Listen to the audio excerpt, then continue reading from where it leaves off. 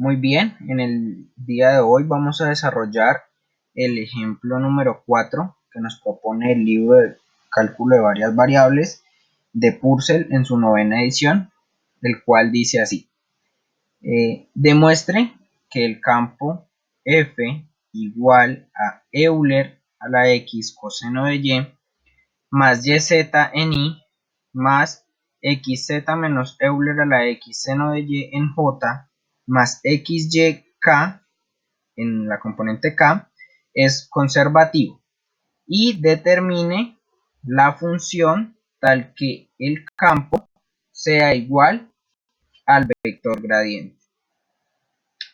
El campo que tenemos es este, determinado por estas funciones, y tenemos nombradas cada una de las componentes que tiene este campo. Tenemos la parte P, la parte Q y la parte R para realizar nuestro análisis en cuanto a la primera parte del ejercicio, que es determinar si es o no un campo conservativo. Muy bien, las normas que se deben seguir para analizar si es o no un campo conservativo son las siguientes. La primera es que la derivada de P con respecto a Y debe ser igual a la derivada de Q con respecto a X. La segunda condición es que la derivada de P con respecto a Z es igual a la derivada de R con respecto a X. La derivada de Q con respecto a Z debe ser igual a la derivada de R con respecto a Y. Si todas tres condiciones se cumplen, se puede decir que este campo es un campo conservativo. Muy bien, aquí tenemos la solución, en el cual nos dice que la derivada de P con respecto a Y y la derivada de Q con respecto a X son las mismas, ¿sí? Ustedes pueden comprobar desarrollando cada una de las derivadas. Por ejemplo, aquí la derivada de P, vamos a P y derivamos con respecto a Y. La derivada de coseno de Y es menos seno de Y, Euler a la X, queda como constante, más la derivada de YZ, que es Z. Asimismo pasa con Q, y nos podemos dar cuenta que la primera condición se cumple. Pasamos a la segunda condición y vamos a la derivada de P con respecto a Z. Derivamos esto con respecto a Z. Como esto no tiene término Z, es 0, y la derivada de YZ es Y. Vamos ahora a R, acá está, y lo derivamos con respecto a X. XY, la derivada de XY es Y. Muy bien, es decir que la segunda condición la cumplimos, ¿sí? Y vamos a la tercera y última condición para saber si es o no un campo conservativo. La derivada de Q con respecto a Z y la derivada de R con respecto a Y. Como nos podemos dar cuenta, ambas dan X. Por lo tanto, podemos decir que es un campo conservativo. Teniendo eso claro, nos pide que determinemos la función tal que el campo sea igual a al vector gradiente.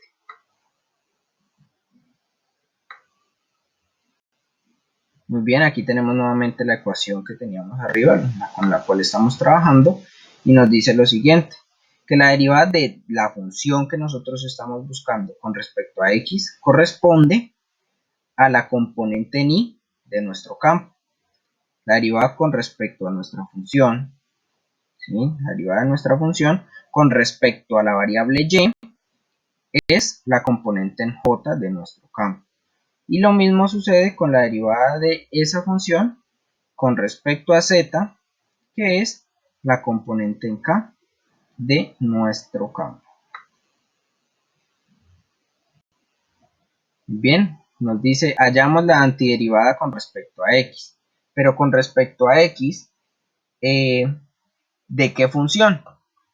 Decimos que de la función que tenemos aquí, la función que ha sido derivada con respecto a x, y le vamos a hallar la antiderivada con respecto a la misma variable, con respecto a x. Por lo tanto, integramos a ambos lados de la ecuación y tenemos que la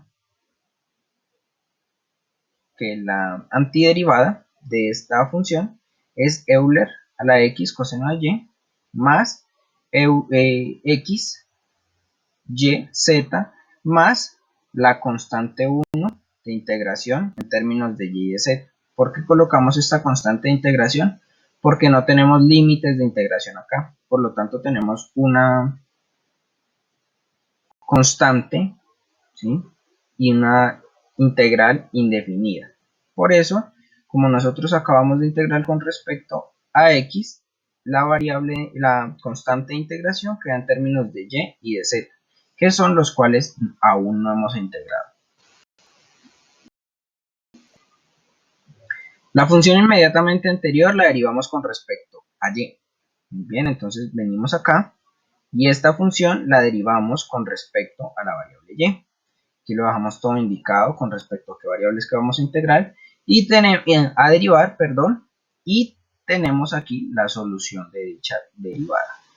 Tenemos que la derivada de nuestra función con respecto a y es igual a menos euler a la x seno de y más xz más la constante de integración en términos de y de z derivada con respecto a la variable y. Bien, ahora lo que hacemos es la función que acabamos de encontrar la igualamos con la componente j del campo. Vamos a ver cuál es la componente j del campo. La componente j del campo es esta. La podemos ver directamente desde nuestra función de campo. Es esta. X, z menos euler a la x seno de y.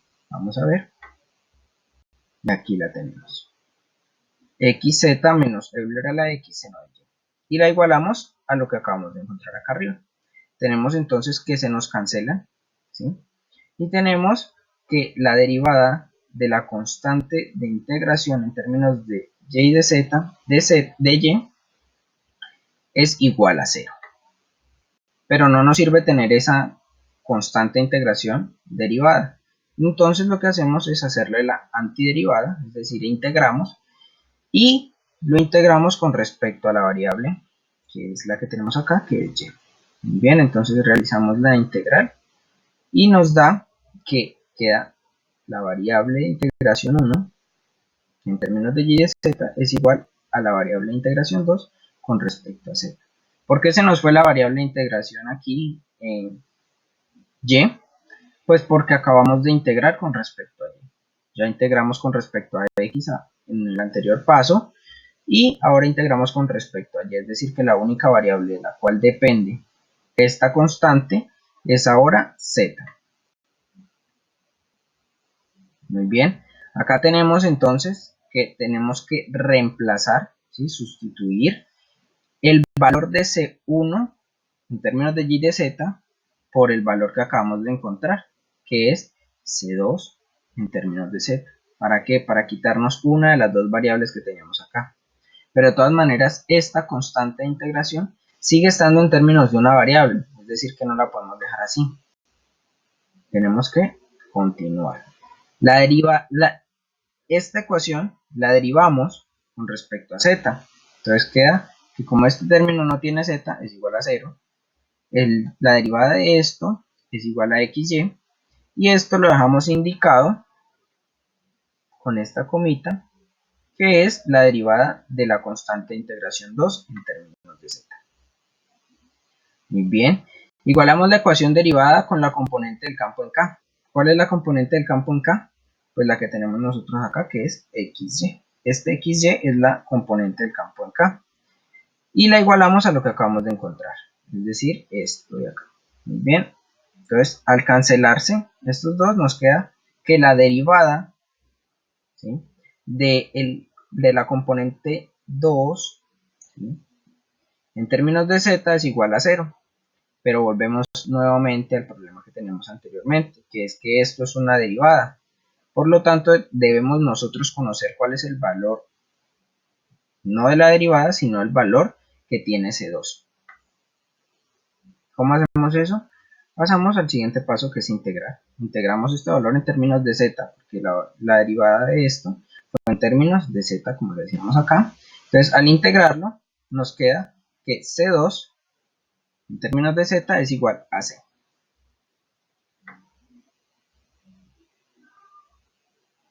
Ahora, ¿qué hacemos sabiendo que este C2 en términos de Z es igual a C? Pues venimos y reemplazamos en la ecuación que tenemos.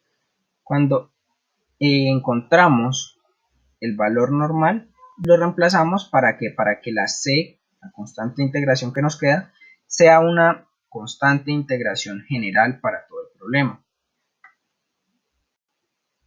Y entonces podemos decir que obtenemos que la función del campo vectorial gradiente que teníamos inicialmente es esta. Esta es nuestra función para el campo con el cual veníamos trabajando.